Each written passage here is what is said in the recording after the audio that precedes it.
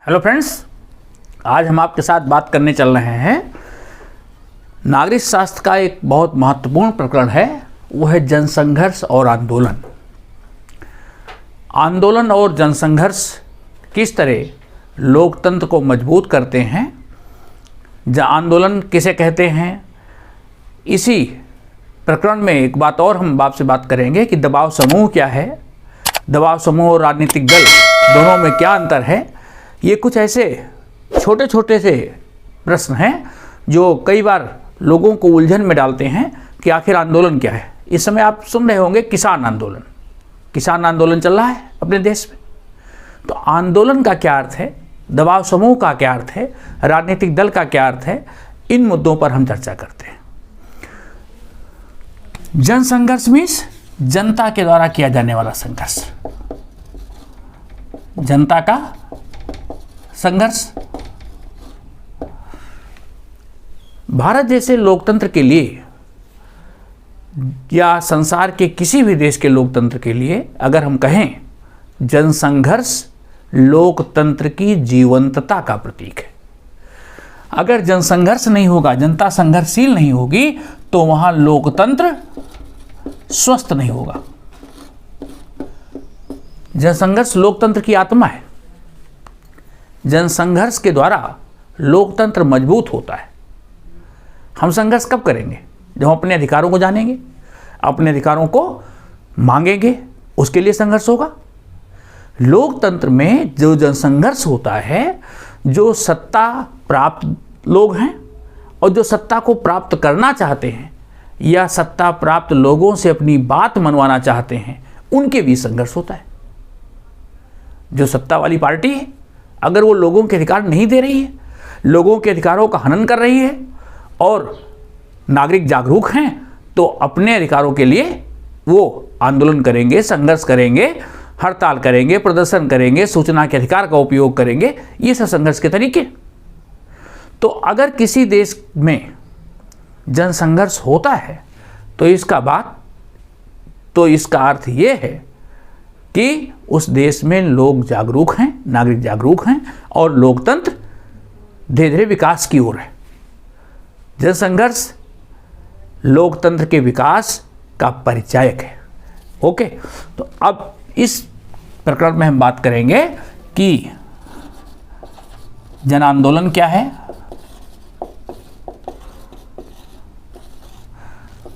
दबाव समूह क्या है,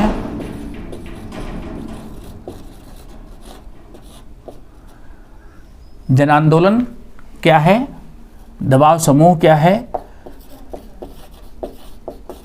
राजनीतिक दल और दबाव समूह में अंतर क्या होता है।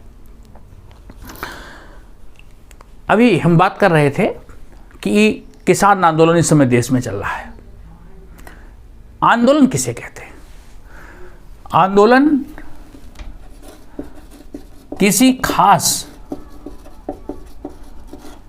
किसी एक मुख्य मुद्दे पर, किसी खास या किसी एक मुख्य मुद्दे पर लेकर के अगर एक समूह आंदोलन करता है, सरकार से अपनी मांगों को मानने के लिए प्रदर्शन करता है, धरना देता है, तो इस प्रकार का कार्य आंदोलन में आएगा। आंदोलन किसी खास मुद्दे पर किया जाता है, पहली बात। दूसरा, इनका उद्देश्य होता है नियत समय में, एक सीमित समय में अपना उद्देश्य पूरा करना। तो मैंने दो विशेषताएं बताई। आंदोलन किसी खास मुद्दे को लेकर के होती हैं, किसी विशेष समस्या पर केंद्रित होते हैं। इनका उद्देश्य सीमित समय के अंदर लक्ष्य की प्राप्ति होती है। ये चाहते हैं कि एक निश्चित समय के अंदर इनका उद्देश्य प्राप्त हो जाए। और आंदोलन जो होते हैं, ये एक समूह विशेष के लोगों द्वारा, जैसे किसान आंदोलन, किसानों का आंदोलन है, एक उदाहरण है। आपकी पुस्तक में आंदोलन का एक उदाहरण दिया गया है कि नेपाल का आंदोलन,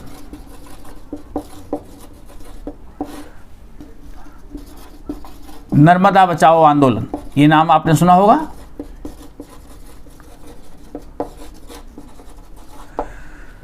किसान आंदोलन, ये कुछ उदाहरण है। आंदोलन किसी एक विशेष समस्या को लेकर के किए जाते हैं। नेपाल का आंदोलन लोकतंत्र को बचाने के लिए किया गया। नर्मदा नदी पर बनने वाले बांध से नर्मदा नदी के संरक्षण के लिए नर्मदा बचाओ आंदोलन किया गया। किसान आंदोलन किसानों की समस्याओं पर केंद्रित है। तो किसी एक खास समस्या को लेकर के, जो तत्कालिक समस्या है, उसको लेकर के जो एक समूह विशेष के लोग, कुछ एक समान विचारधारा के लोग सरकार के ऊपर दबाव डालते हैं, उसको जन आंदोलन कहते हैं। सीमित समय में इसका उद्देश्य पूरा करना होता है। कुछ आंदोलन बहुत सीमित समय के लिए होते हैं, इनकी अवधि सीमित होती है, आंदोलन की अवधि सीमित होती है। लेकिन कुछ आंदोलन ऐसे हैं जिनका उद्देश्य भी बृहत होता है और अवधि भी विस्तृत होती है। विस्तृत उद्देश्य व अवधि भी लंबी, अवधि दीर्घकालिक होती है। जैसे मानवाधिकार आंदोलन, मनुष्यों के अधिकार प्राप्त करने के लिए चलाया गया आंदोलन मानवाधिकार आंदोलन। महिला अधिकार आंदोलन, इनका कार्यक्षेत्र भी व्यापक होता है और समय भी लंबा होता है। मानवाधिकार आंदोलन, महिला अधिकार आंदोलन, पर्यावरण से संबंधित आंदोलन,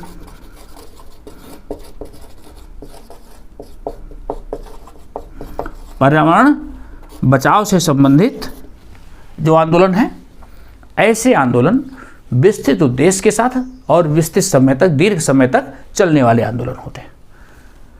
तो आंदोलन को आपने अच्छी तरह समझ लिया। आंदोलन की क्या विशेषता है, एक बार नटशेल में देखेंगे। किसी खास समस्या को लेकर के किए जाते हैं, किसी एक समस्या विशेष पर केंद्रित होते हैं, नियत समय में उद्देश्य पूरा करना होता है, अवधि इनकी सीमित होती है। उदाहरण इसके हैं नेपाल का आंदोलन, नर्मदा बचाओ आंदोलन, किसान आंदोलन। दूसरे कुछ उद्देश्य जिनका कि विस्तृत उद्देश्य होता है, ऐसे आंदोलन जैसे मानवाधिकार आंदोलन, महिला अधिकार आंदोलन और पर्यावरण से संबंधित आंदोलन। ओके, अब आइए हम समझते हैं कि दबाव समूह क्या है और राजनीतिक दल, इन दोनों में क्या अंतर है। इसको इस तरह अगर हम टेबल के रूप में बांट लें, दबाव समूह, ये प्रश्न आपसे विशेष रूप से पूछा जाता है कि दबाव समूह और राजनीतिक दल में क्या अंतर है। दबाव समूह क्या है? आप देखते हैं कि लोकतंत्र में कुछ ऐसे संगठन होते हैं, कई बार आप न्यूज़ में सुनते हैं कि मजदूरों ने आज भारत बंद का आह्वान किया है, या किसी व्यवसायी विशेष वर्ग के लोग, सराफा बाजार के लोगों ने, कपड़ा व्यवसायियों ने, किसानों ने भारत बंद का आह्वान किया है। तो व्यवसाय विशेष से जुड़े हुए मजदूर संगठन, व्यवसायियों के संगठन, इस प्रकार के जो संगठन होते हैं, ये सरकार पर दबाव बनाने के लिए, अपनी मांगों को मनवाने के लिए, अपने हितों की रक्षा के लिए ये सरकार पर दबाव बनाते हैं। तो जो सरकार के ऊपर दबाव बनाते हैं उनको दबाव समूह कहते हैं। राजनीति में खास करके जो लोकतंत्र है, लोकतंत्र में कुछ लोग ऐसे होते हैं जो प्रत्यक्ष रूप से राजनीति में भाग लेते हैं। आप देखते हैं बहुत से लोग इलेक्शन में लड़ते हैं, कुछ लोग किसी पार्टी विशेष से जुड़ जाते हैं, और कुछ लोग पार्टी से नहीं जुड़ते तो स्वतंत्र रूप से चुनाव लड़ते हैं। लेकिन कुछ लोग ऐसे भी होते हैं जो राजनीति में प्रत्यक्ष भागीदारी तो नहीं करते, लेकिन वो अप्रत्यक्ष तरीके से सरकार को प्रभावित करने का काम करते हैं। कुछ लोग प्रत्यक्ष रूप से जुड़ना नहीं चाहते, कुछ लोगों की कुछ समस्याएं होती हैं, कुछ लोगों का इंटरेस्ट नहीं होता, कुछ लोगों की परिस्थितियां उनको उस रूप से अलाउ नहीं करती कि वो राजनीति में भाग लें, लेकिन वो किसी न किसी रूप से सरकार को अप्रत्यक्ष तरीके से भी प्रभावित करते हैं। तो अप्रत्यक्ष तरीके से जो प्रभावित करने वाले लोग हैं वो हैं दबाव समूह। दबाव समूह का एक उदाहरण देख लो, उससे चीज़ें स्पष्ट हो जाएंगी। दबाव समूह का उदाहरण जैसे मजदूर संघ है, व्यवसायी संघ है, शिक्षक संघ है, ओके।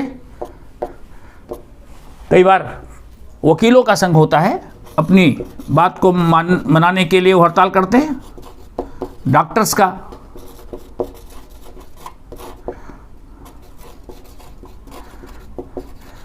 शिक्षक, वकील, डॉक्टर, व्यवसायी, मजदूर, ये दबाव समूह के उदाहरण हैं। अब राजनीतिक दल आप देखते हैं भारत में या संसार में अलग जहाँ लोकतंत्र है वहाँ हर देश में लोकतंत्र में ऐसी पार्टियाँ होती हैं, तो वो पार्टियाँ राजनीतिक दल के उदाहरण। ये तो हो गए उदाहरण, ओके। अब एक चीज़ तो आपने इतनी बात समझ ली कि ये जो संगठन है ये सरकार पर दबाव बनाते हैं अपने हितों की रक्षा के लिए, अपने अधिकारों की मांग के लिए, अपनी मांगों को मनवाने के लिए। तो दबाव समूह की क्या विशेषता है? पहली विशेषता, दबाव समूह ये अप्रत्यक्ष रूप से सरकार पर दबाव बनाने का काम करते हैं।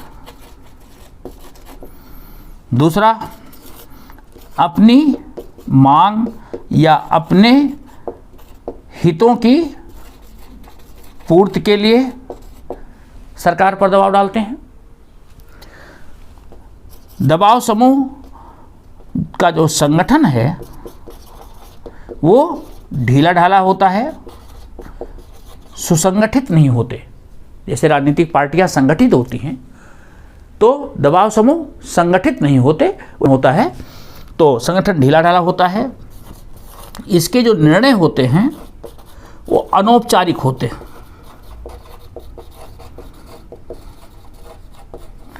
निर्णय अनौपचारिक होते हैं। अपनी बातों को मनवाने के लिए हड़ताल, प्रदर्शन आदि करते हैं, और ये दबाव समूह कई बार सरकार पर दबाव डालने के लिए ऐसे धरना, प्रदर्शन, हड़ताल, ऐसे हिंसात्मक कार्यवाही तक भी उतर आते हैं। सरकार पर अपनी बात को ज़बरदस्ती मनाने के लिए दबाव डालते हैं। तो जो दबाव समूह है वो ये कुछ विशेषताएं रखते हैं। इनकी जो सदस्य संख्या होती है वो सीमित होती है। नेक्स्ट, जो सदस्य संख्या होती है वो सीमित होती है। ये दबाव समूह की कुछ विशेषताएं हैं। दबाव समूह अप्रत्यक्ष रूप से सरकार पर दबाव डालते हैं। ये चुनाव नहीं लड़ते। अप्रत्यक्ष तरीके का मतलब है कि चुनाव नहीं लड़ते लेकिन सरकार पर दबाव डालते हैं, ठीक है। अपने मांग और हितों की पूर्ति के लिए ये हर संभव प्रयास करते हैं। संगठन इनका ढीला ढाला होता है, इनके निर्णय अनौपचारिक होते हैं, हड़ताल, प्रदर्शन आदि की सदस्य संख्या सीमित होती है। राजनीतिक दलों की क्या विशेषताएं हैं? राजनीतिक दल ये प्रत्यक्ष रूप से चुनाव में भाग लेते हैं और सरकार के संचालन में भागीदारी करते हैं। एक मोटा सा अंतर समझिएगा कि दबाव समूह राजनीति में चुनाव नहीं लड़ते, ये चुनाव लड़ते हैं, ठीक है। दूसरी बात, राजनीतिक दलों का जो उद्देश्य होता है, इनका उद्देश्य ये अपने हितों की पूर्ति के लिए करते हैं। राजनीतिक दलों का जो उद्देश्य होता है वो विस्तृत होता है,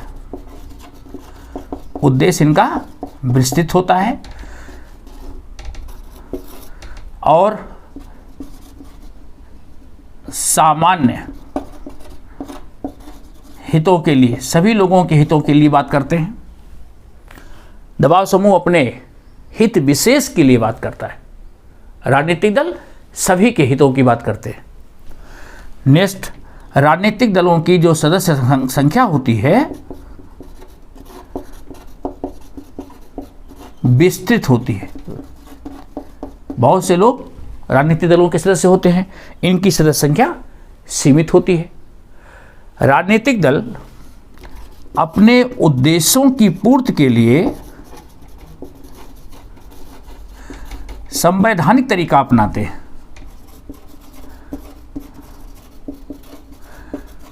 संवैधानिक तरीका, अपने उद्देश्यों की पूर्ति के लिए संवैधानिक तरीके की लड़ाई लड़ते हैं।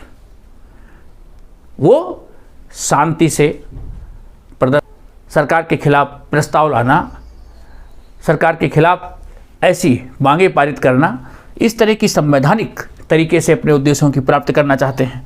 नेक्स्ट, राजनीतिक दलों का जो संगठन है वो सुव्यवस्थित होता है। राजनीतिक दलों के जो पदाधिकारी आदि हैं, चुनाव होता है, पदाधिकारियों की नियुक्ति होती है, जबकि दबाव समूह में इस प्रकार का संगठनात्मक ढांचा नहीं होता। लेकिन राजनीतिक दलों का संगठनात्मक ढांचा सुव्यवस्थित होता है। उसके निर्णय जो होते हैं राजनीतिक दलों के औपचारिक तरीके से लिए जाते हैं। लोगों की, राजनीतिक दलों के जो सदस्य हैं वो लोग मिल बैठ करके सामूहिक रूप से निर्णय लेते हैं, जबकि दबाव समूह के निर्णय अनौपचारिक होते हैं। एक कॉमन कंसेंसस नहीं बनती उनकी, जिसके मन में आता है वो जो करने लगता है।